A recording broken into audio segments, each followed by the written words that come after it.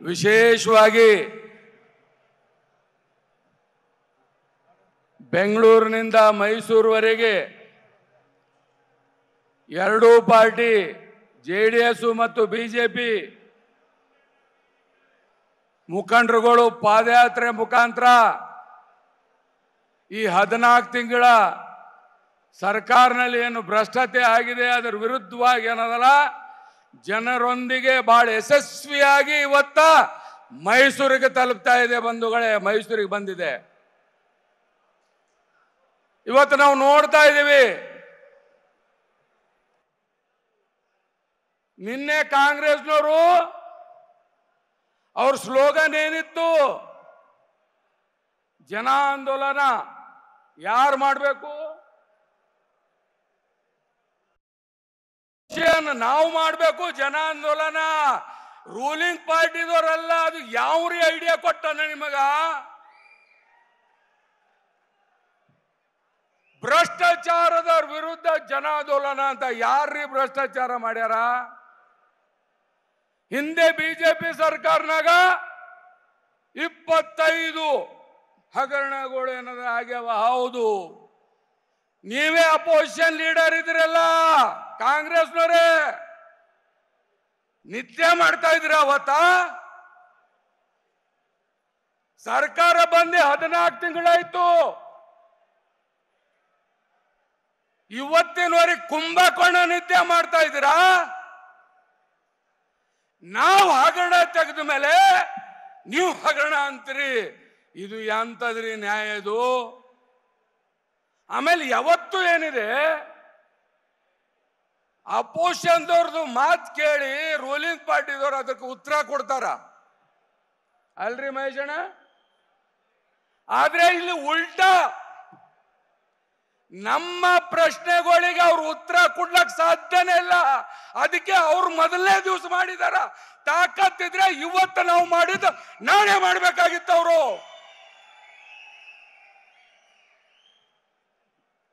ಆಮೇಲೆ ಒಬ್ಬೊಬ್ಬರು ಲೀಡರ್ಗಳು ಒಂದೊಂದು ರೀತಿ ಮಾತಾಡೋದು.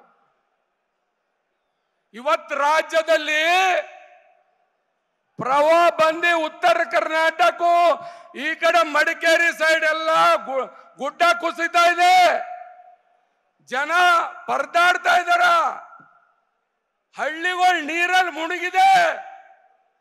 ಆದ್ರೆ ಇವ್ರು ಯಾರು ಬಿ ಎಲ್ಲ ಮುಖ್ಯಮಂತ್ರಿ ಉಪಮುಖ್ಯಮಂತ್ರಿ ಮಂತ್ರಿಗಳು ಹಳ್ಳಿಗೆ ಹೋಗಕ್ ತಯಾರಿಲ್ಲ, ಜನ ಸ್ಪಂದಿಸ್ಲಕ್ ತಯಾರಿಲ್ಲ. ಮೈಸೂರಿನಲ್ಲಿ ಬಂದು ಮಾತಾಡ್ತಾ ಇದ್ದಾರೆ ಇವರು. ಇಂಥ ಜನ ಇವರು. ಲೆಕ್ಕ ಹಾಕಿ ಬಂಧುಗಳೇ ನೀವು. ಇವತ್ತೇನಾಗಿದೆ, ಪರಮೇಶ್ವರ್ ಅವರು ಹೇಳ್ತಾರ ಕುಮಾರಸ್ವಾಮಿ ಅವರು ಲಾಟ್ರಿಯಲ್ಲಿ ಮಂತ್ರಿ ಆಗಿದಾರ. ಪರಮೇಶ್ವರ್ ಅವರೇ, ಕುಮಾರಸ್ವಾಮಿ ಅವರು ಲಾಟ್ರಿಯಲ್ಲ, ಮಂಡ್ಯದಲ್ಲಿ ಜನರ ಆಶೀರ್ವಾದದಿಂದ 3 ಲಕ್ಷ ಲೀಡಿನಿಂದ ಗೆದ್ದಿದಾರ. 3 ಲಕ್ಷ ಲೀಡು.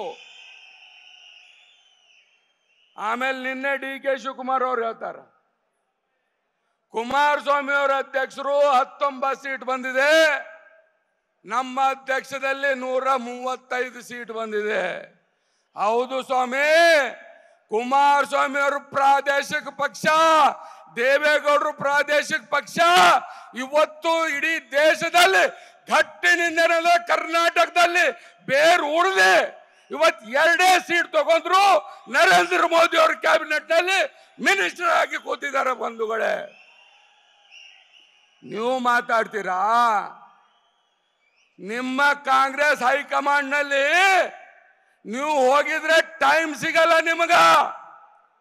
ಟೈಮು ನಾವು ಟಿವಿಯಲ್ಲಿ ನೋಡ್ತೀವಿ. ಇವತ್ತು ಮುಖ್ಯಮಂತ್ರಿಗಳಿಗೆ ಟೈಮ್ ಕೊಟ್ಟಿಲ್ಲ ಸೋನಿಯಾ ಗಾಂಧಿ ಅವರು, ಉಪಮುಖ್ಯಮಂತ್ರಿಗಳಿಗೆ ಟೈಮ್ ಕೊಟ್ಟಿಲ್ಲ ಅಂತೇಳಿ ಇಂಥ ಪಾರ್ಟಿ ಬಗ್ಗೆದಾಗ ನಮಗೆ ಹೇಳ್ತೀರಾ ಸ್ವಾಮಿ? ದೇಶದಲ್ಲಿ ಕಾಂಗ್ರೆಸ್ ಯಾವ ಗತಿಯಲ್ಲಿ ಹೋಗ್ತಾ ಇದೆ? 50 ಸೀಟು 2 ಬಾರಿ 10 ವರ್ಷ ನಿಮಗೆ ಅಪೋಸಿಷನ್ ಸಿಗ್ಲಿಲ್ಲ ದೇಶದಲ್ಲಿ, ಭಾರತ ದೇಶದಲ್ಲಿ. ನರೇಂದ್ರ ಮೋದಿಜಿ ಅವರ ನೇತೃತ್ವದಲ್ಲಿ ಅಬ್ ಕಿ ಬಾರ್ ತೀಸರಿ ಪಾರ್ ಮೂರನೇ ಬಾರ್ ನರೇಂದ್ರ ಮೋದಿ ಅವ್ರ ನೇತೃತ್ವದಲ್ಲಿ ಬಂದಿದ್ದು ಬಂಧುಗಳೇ. ಇವತ್ತು ಅದೇ ರೀತಿ ಏನು ಇವತ್ತ ಬಹಳ ಕನಿಕರ ಬರ್ತಾ ಇದೆ. ಸನ್ಮಾನ್ಯ ಸಿದ್ದರಾಮಯ್ಯ ಅವರು ಮುಖ್ಯಮಂತ್ರಿಗಳು, ಹಿಂದುಳಿದ ನಾಯಕರು, ಈ ದಿವಸ ಇವ್ರು ಯಾರು ಅವ್ರ ಬಗ್ಗೆದಾಗ ಹೊಳಗಿಳಿದೆ ನೋಡಿಲ್ಲ. ಮೂಢ ಹಗರಣ ಯಾರು ಮಾಡಿದ್ರು, ಇದು ಯಾರು ತಂದು ಕೊಟ್ರು ಹೇಳಿ? ಪೇಪರ್ಗಳು ಯಾರು ತಂದು ಕೊಟ್ರು ಅಂತ ಅದ್ರ ಮ್ಯಾಗ ಒಂದು ತನಿಖೆ ಮಾಡಿದ್ರೆ ಕಾಂಗ್ರೆಸ್ ನೋಡಿದ್ರೆ ಬಂಡವಾಳ ಹೊರಗೆ ಬರುತ್ತೆ, ಇದು ನೋಡ್ಕೊಳ್ಳಿ. ಆದ್ರೆ ಇವತ್ತ ಮುಖ್ಯಮಂತ್ರಿಗಳು, ಹಿಂದುಳಿದ ನಾಯಕರು, ಇವ್ರಿಗೆ ಯಾರು ಬಹಳ ಅಸ್ತಿತ್ವ ಮಾಡ್ತಾ ಇದಾರೆ. ನಾವೇನು ಮಾಡಲೇವು, ನಿಮ್ಮ ಮಂದಿ ನೀವೇ ಅವರಿಗೆ ತೊಂದರೆ ಕೊಡ್ತಾ ಇರೋದು. ನಾವು ಬರೇ ಇಷ್ಟೇ ಹೇಳ್ತಾ ಇದೀವಿ, ನೀವು ಏನೇನ್ ತಪ್ಪು ಮಾಡಿದ್ರಿ ಎಲ್ಲರೂ ಹೇಳ್ತೀವಲ್ಲ, ಉಪ್ಪು ತಿಂದವರು ನೀರು ಕುಡಿಲೇಬೇಕು. ಅದಕ್ಕೇನದಲ್ಲ, ಮುಂದಿನ ದಿನಗಳಲ್ಲಿ ಇವತ್ತೆರಡು ಬಿಜೆಪಿ ಮತ್ತು JDS ಒಗ್ಗಟ್ಟಿನಿಂದ ನೀವೇನು ಚಿಂತೆ ಮಾಡಬೇಡ್ರಿ. ಮುಂದಿನ ಅಸೆಂಬ್ಲಿವರೆಗೆ ಮುಂದಿನ ಇಬ್ರು ಜೊತೆಲಿ ಹೋಗಿ ಕರ್ನಾಟಕದಲ್ಲಿ ಸರ್ಕಾರ ಕಿತ್ತಾಕಸ್ತನ ಇಬ್ರು ಒಂದಾಗಿ ಇವತ್ತು ಹೋಗ್ತೀವಿ ಎಂಬ ನಿಟ್ಟಿನಲ್ಲಿ ಹೇಳಿ ಎರಡು ಮಾತು ಮುಗಿಸ್ತೀನಿ. ನಮಸ್ಕಾರ. ಧನ್ಯವಾದ ಬಂಡೆಪ್ಪ ಕಾಶೆಂಪುರ್ ಅವರಿಗೆ.